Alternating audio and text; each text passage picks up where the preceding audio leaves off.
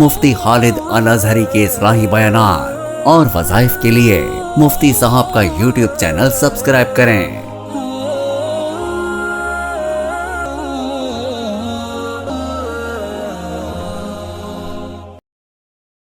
نحمده ونصلي ونسلم على رسوله الكريم اما بعد فاعوذ بالله من الشيطان الرجيم بسم الله الرحمن الرحيم قال النبي صلى الله عليه وسلم الإيمان بضع وسبعون شعبة فأفضلها قول لا إله إلا الله وأدناها إماتة الأذى عن الطريق والحياء شعبة من الإيمان متفق علیہ۔ صدق اللہ مولانا العظیم وصدق رسولہ النبی الأمی الکریم ونحن علی ذلک لمن الشاہدین والشاکرین والحمد للہ رب العالمین۔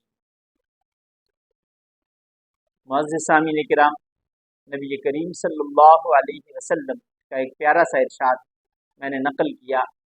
نبی پاک صلی اللہ علیہ وسلم ارشاد فرماتے ہیں، حضرت ابی ہریرہ رضی اللہ تعالی عنہ سے یہ روایت ہے، آپ صلی اللہ علیہ وسلم نے فرمایا، ایمان کے کچھ اوپر 70 شعبے ہیں، اور ایک اور روایت میں آپ صلی اللہ علیہ وسلم ارشاد فرماتے ہیں کچھ اوپر 60 شعبے ہیں۔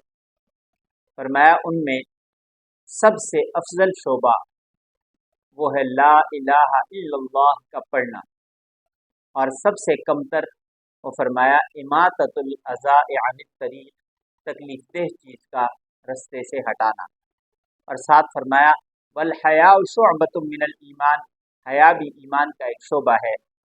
تو نبی کریم صلی اللہ علیہ وسلم نے جو ارشاد فرمایا لا الہ الا اللہ کا پڑھنا، یہ ایمان کا بنیادی حصہ ہے، سب سے پہلا حصہ اور بنیادی لا الہ الا اللہ ہے۔ اس کا تعلق بندے کے ساتھ ہے، اس کے ایمان کے ساتھ ہے۔ ایمان کی ابتدا لا الہ الا اللہ سے ہو رہی ہے، اسی لیے اسے سب سے افضل قرار دیا۔ لا الہ الا اللہ جس نے پڑھ لیا وہ اندر سے اللہ تبارک و تعالی اس کے باطن کو پاک کر دیتے ہیں، اور وہ پاک ہو جاتا ہے، کفر سے، شرک سے، ساری چیزوں سے پاک ہو جاتا ہے۔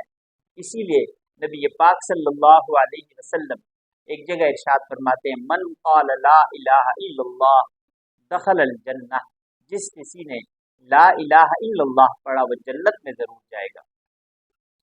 تو فرمایا کہ سب سے اعلیٰ جو دین کا شعبہ ہے، دین کا حصہ ہے، وہ لا الہ الا اللہ کا پڑھنا ہے۔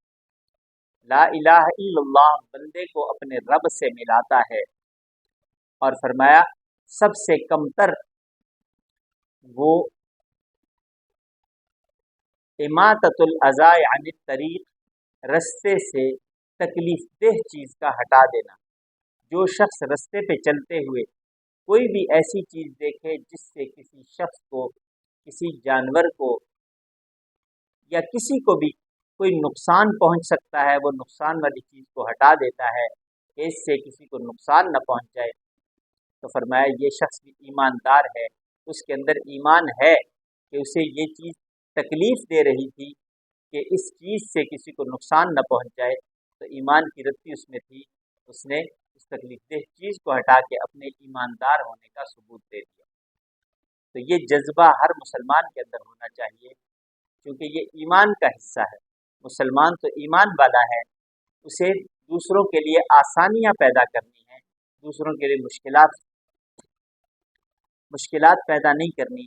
اس لیے مسلمان جہاں کہیں کوئی تکلیف دہ چیز دیکھتا ہے اسے دور کر کے دوسرے مسلمان کے لیے آسانی والا معاملہ پیدا کرتا ہے۔ اور آخر میں نبی پاک صلی اللہ علیہ وسلم نے فرمایا الحیاء شعبۃ من الایمان، حیا بھی ایمان کا ایک شعبہ ہے۔ جس میں حیا نہیں وہ ایمان والا نہیں ہو سکتا، اس لیے کہ نبی کریم صلی اللہ علیہ وسلم نے ارشاد فرمایا حیا کا تعلق ایمان کے ساتھ ہے۔ اور دوسری جگہ آپ صلی اللہ علیہ وسلم ارشاد فرماتے ہیں اذا لم تستحی فاصنع ما شئت، جب تم حیا نہ کرو تو جو چاہے کرو۔ جب تم میں حیا نہیں ہے تو پھر تم جو چاہے کرو، اللہ کو اس کی پرواہ نہیں ہے۔ اللہ کو تو مومن ایماندار پسند ہے۔ جو شخص حیا نہ کرے، اس کا ایمان کامل نہیں ہو سکتا۔ جو شخص کسی مسلمان کو تکلیف دے وہ کامل مومن اور ایماندار نہیں ہو سکتا۔ آپ صلی اللہ علیہ وسلم نے مسلمان کی تعریف ہی یوں فرمائی، فرمایا المسلم من سلم المسلمون من لسانہ و یدہ، مسلمان تو وہ ہے جس کی زبان کی ایذا سے اور ہاتھ کی تکلیف سے باقی مسلمان محفوظ رہیں۔ تو اللہ تبارک و تعالی ہم سب کو کامل مومن اور ایماندار بنائے۔ ایمان کے جتنے حصے ہیں اللہ ہمیں وہ سب کے سب نصیب فرمائے تاکہ ہم کامل مومن اور ایماندار کہلا سکیں، جیسا نبی پاک صلی اللہ علیہ وسلم چاہتے تھے کہ آپ کی امت ایسی بنے۔ آپ صلی اللہ علیہ وسلم امت کو حیادار دیکھنا چاہتے تھے، اور اللہ کو باحیا مومن پسند ہے، چاہے مرد ہو عورت ہو، حیا اس کا زیور ہے، حیا مومن کا زیور ہے۔ اس لیے حیا کرنا یہ ایماندار ہونے کی علامت ہے۔ اسی لیے تو میں نے حدیث مبارکہ تلاوت کی کہ آپ صلی اللہ علیہ وسلم نے ارشاد فرمایا کہ اگر حیا نہیں ہے تو پھر جو چاہے کرو، پھر تمہیں کس چیز سے روکنا؟ جب تم حیا ہی نہیں کر پا رہے، ایمان ہی کامل نہیں کر سکتے، تو اللہ تبارک و تعالی ہم سب کے ایمان کو کامل فرمائے، اور ایسی کیفیت اللہ تبارک و تعالی ہمیں نصیب فرمائے کہ ہم نبی کریم صلی اللہ علیہ وسلم کی تمام تعلیمات کو اپنا سکیں۔ وآخر دعوانا ان الحمد للہ